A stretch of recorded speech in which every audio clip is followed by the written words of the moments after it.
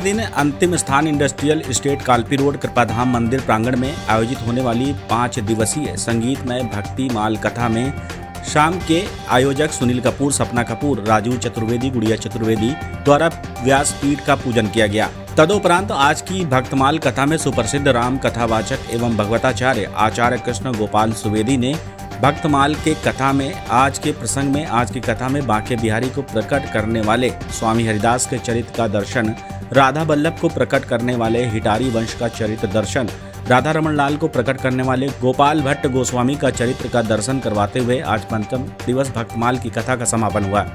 कथा व्यास सुवेदी ने कहा कि भक्त शिरोमणि वृंदावन में बांके बिहारी को प्रकट करने वाले स्वामी हरिदास के चरित्र पर व्याख्यान करते हुए कहा कि स्वामी हरिदास कृष्ण के अनन्य भक्त थे और उनके प्रति उनका प्रेम असीम था। उन्होंने निधिवन में अपनी बांसुरी बजाकर और राग गाकर कृष्ण को प्रकट किया था। स्वामी हरिदास मुख्य रूप से राग भैरव, असावरी, तोड़ी, भीम पलासी, पुरिया, धनाश्री, मारवा, चंद्रकौश और मालकौश के लिए जाने जाते रहे।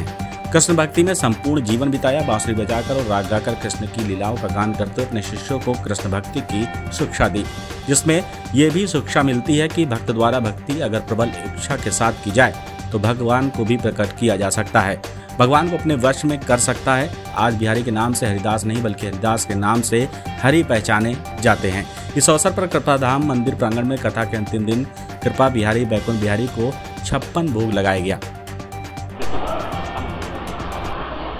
जय श्री कृष्ण, प्रणाम सबको।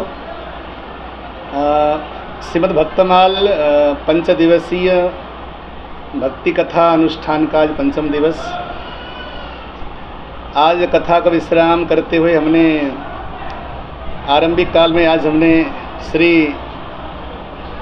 गोपाल भट्ट गोस्वामी जी की चर्चा करी। आज हमने गोपाल भट्ट गोस्वामी जी वो हैं जिन्होंने एक सामान्य शालिग्राम से राधा रमन लाल को प्रकट किया था, और उनके साथ साथ आज हमने श्रीमान हरिदास जी महाराज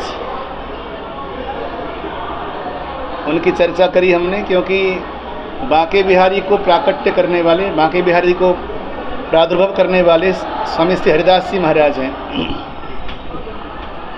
और उनके साथ साथ आज हमने भक्तिमती मीराबाई का चरित्र गान किया। मीराबाई का चरित्र बहुत विशद है, बहुत विस्तार से है, लेकिन जो समय हमारे पास था, समय सापेक्ष जो हो सकता था, हमने अल्प समय में मीराबाई का चरित्र गान किया।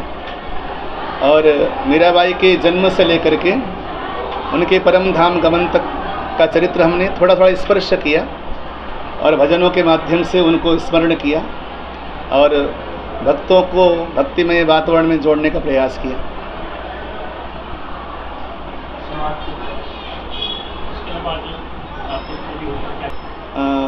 मीराबाई का भगवान श्री रणछोड़ राय द्वारिकाधीश में मिल जाना एक कथा प्रसंग था।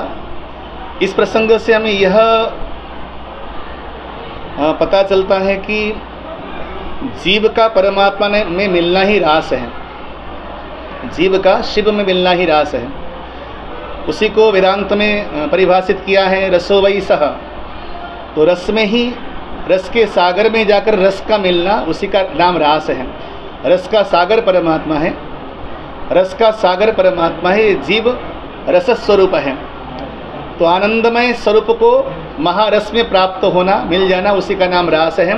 उसी रास के संदर्भ में हमने आज फूलों की होली खेल करके आनंद महोत्सव मनाया। महाराज जी, सनातन संस्कृति की रक्षा के लिए भक्तों के ऊपर बताइए कि भक्त किस तरीके से देश की रक्षा, माता पिता के लिए क्या उनके कर्तव्य है, देश के प्रति क्या कर्तव्य है? देश के लिए तो सबसे पहले हम सभी सनातनियों को संगठित होना बहुत ज़रूरी है। अब देखिए, हमने आज ही मीराबाई का चरित्र सुनाया। मेवाड़ और चित्तौड़ ये दो भिन्न भिन्न राष्ट्र थे उस समय। उस समय के परिदृश्य में भी अगर देखा जाए तो मुगल मुट्ठी भर थे, मुगल मुट्ठी भर थे। बहुसंख्यक हिंदू थे उस समय भी, लेकिन बहुसंख्यक हिंदू होते हुए भी एक गणना आती है इतिहास में कि मीराबाई के टाइम पे कम से कम 12 करोड़ हिंदू थे, उससे ज़्यादा हिंदू थे, और लगभग 35-40 लाख मुगल रहे होंगे। 35-40 लाख मुगलों ने 12 करोड़ हिंदुओं पर अत्याचार किया, राज किया, शासन किया। इसका सीधा सा अर्थ है निकलता है कि हिंदुओं में संगठन का न होना। आज मैं सनातनियों से प्रार्थना करता हूं कि संगठित हो जाइए, ऐसे छोटे छोटे आयोजन के माध्यम से सनातन इकट्ठे हो जाएं। ये आयोजन होते रहना चाहिए। इसके कई लाभ हैं, इसकी कई परिणति हैं। एक तो हमें धर्म का लाभ होगा, धर्म का बोध होगा। उसके अलावा सनातन में संगठन का एक मुहिम चलेगा। इसलिए मैं चाहूँगा कि ऐसे छोटे छोटे आयोजन के माध्यम से सभी संगठित हिंदू समाज को एक होकर के चलना पड़ेगा, तब जा कर के हम इस प्रकार की घटनाओं से लड़ सकते हैं, ऐसी घटनाओं का सामना कर सकते हैं। पुलवामा एक बहुत बड़ा दुर्भाग्यपूर्ण घटना है। इसकी तो जितनी निंदा की जाए कम है, लेकिन निंदा करने मात्र से काम नहीं चलेगा। आज जो पुलवामा जैसे जो घटनाएं हो रही हैं, पहलगाम जैसे जो घटनाएं होती हैं, पहलगाम जैसे जो घटनाएं होती हैं, इसके पीछे भी एक ही कारण है कि हम सभी संगठित नहीं हैं। तो हमें सामाजिक संगठन की आवश्यकता है, धार्मिक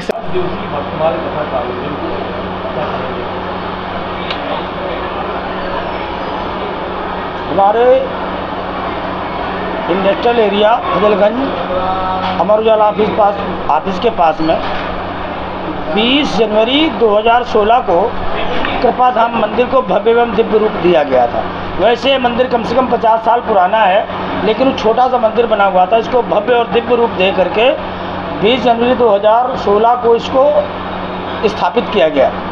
तब से लेकर आज तक इस मंदिर में क्रमशः कथा के कार्यक्रम एवं अन्य धार्मिक कार्यक्रम होते रहते हैं। पूनम दीदी जैसी अंतर्राष्ट्रीय भजन गायक यहाँ पर आ चुकी हैं। राहुल चौधरी जी प्रति वर्ष में कम से कम 3 बार यहाँ पर आते हैं। अनेकों भजन सम्राट यहाँ पर आते रहते हैं। विश्व विख्यात कथावाचक डॉक्टर श्याम सुंदर पाराशर जी महाराज जी ने यहाँ पर कथा कही है, और अभी भी डॉक्टर श्याम सुंदर पाराशर जी की कथा का कार्यक्रम यहाँ पर निश्चित था इसकी 24 अप्रैल से, लेकिन किसी कारणवश वह कार्यक्रम जब टला और इसी बीच में जब पहलगाम की घटना हुई, तो उस घटना को लेकर के मन में एक अजीब प्रकार की आवाज़ आई हमारे कमेटी के लोगों के मन में। तो उन्होंने कहा कि अपने समाज को कैसे हम लोग संदेश देंगे कि हम सबको एक होना है।